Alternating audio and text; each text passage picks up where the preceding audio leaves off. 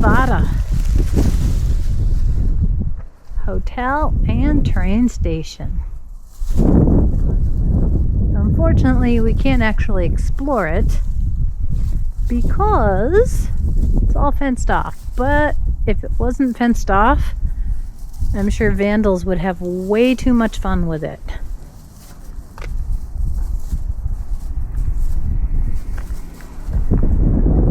Look at that.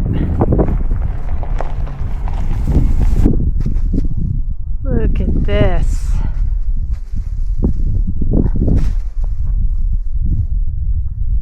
So I'm here in the ruins of the town of Rhyolite, which was a mining town that was big in the early 1900s. This is the Cook Bank building. The bank was actually founded in Goldfield, which is another town not too far from here. And that was back in 1905. Goldfield's maybe 90 miles away. And this was right here, Main Street. This bank, there are 4 banks in this little tiny town. This one was 3 stories and had a basement that had the post office in it. It was huge. Look at this. It had mahogany furnishings in it. Wow. That's amazing. All right. So now this particular set of ruins, which is not as well preserved as the bank there, this is the remains of the Overbury building. And it actually went up in 1906, finished in 1907. It was supposed to be 2 stories tall, but when the guy who built it, John Overbury, found out that the Cook Bank over there was going to be 3 stories tall, well, this one got upgraded and became 3 stories tall. It's pretty cool, actually, because when John arrived here from New Jersey, of all places, he showed up in his swell Oldsmobile, and he actually drove Jack London, the author, down from the town of Goldfield, about 90 miles from here, and took him around to see Death Valley. So this here is what remains of the Overbury building. It was used for all sorts of stuff. It was a stock brokerage. It had another bank. So there were 4 banks in this little town. It had a dentist. It had attorney's offices. And the thing is, it didn't last very long because the building was abandoned by 1910. Finished in 1907. Abandoned in 1910 and dismantled most of the way by 1924. One of these little boom towns. Didn't last very long. And this here would be the Porter store. So this store was one of the biggest employers in the town of Rhyolite. Of course, it went up 1906. 1910, like everything else, town went bust and it closed. It was one of the biggest employers. I mean, you had all the miners, and if you look off in the distance, there's mine shafts right over there. But they had huge Christmas displays. Anything you needed, you could pretty much get it here. But again, like everything else, 1906. It was bust by 1910. So this is what we have left. Concrete and native stone. So these guys initially opened out of a canvas tent in 1905. They started their building in 1906, and this whole building went up in 4 months. That is so fast. They celebrated their opening with a big sale and a public dance, and they had an orchestra.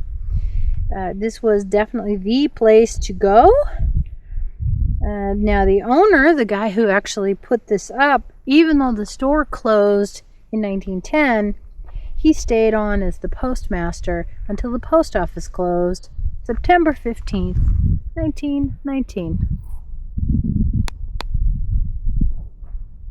All right.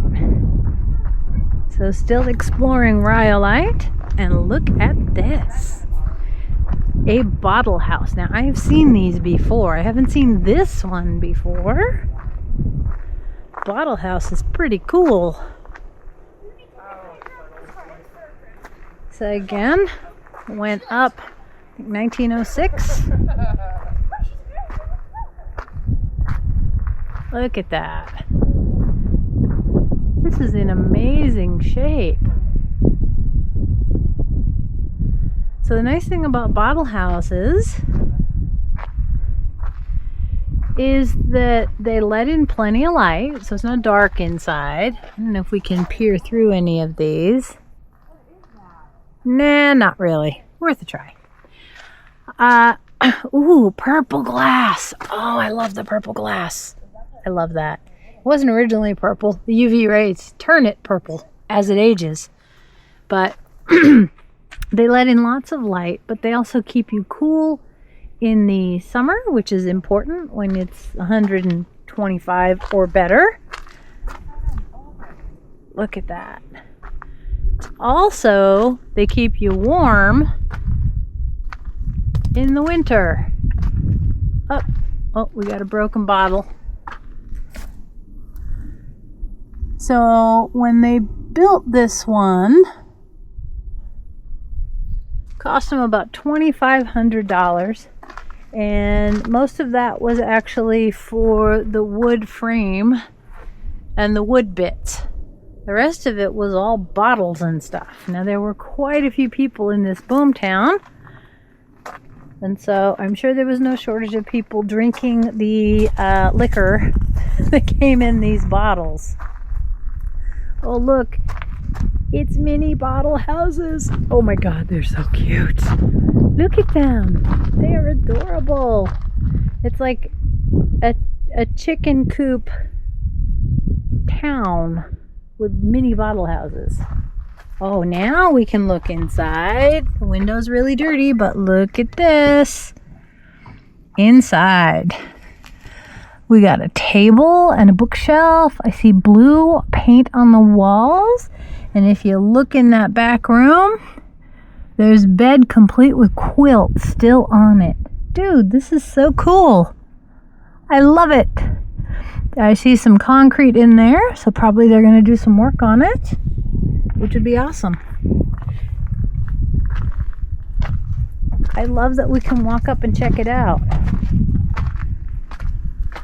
And is this an actual well?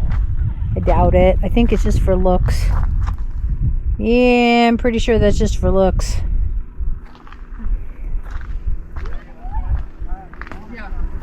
Have to be a pretty deep well here.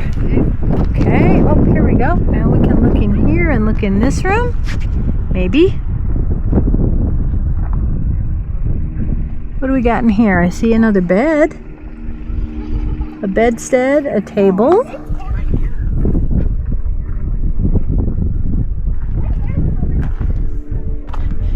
The entryway is bottles. So the guy who built this didn't actually live in it. He auctioned it off. The family who won the raffle for it lived in it for quite a few years. There we go. There's the bed. We couldn't see it from the other side. With the remnants of a quilt.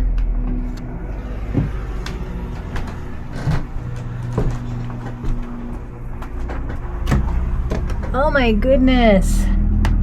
That says DJ Hostetter's Stomach Bitters, a medication bottle.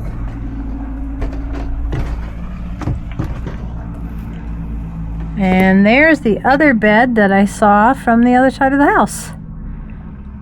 This one had green plasterwork on the walls. So pretty. And there's even some gingerbread trim. How cool. I could live in one of these easily. How about you? Could you? Ooh, hey, look at that. Looking at that window, the lace curtains are still there. Ready to move in and do some cleaning on.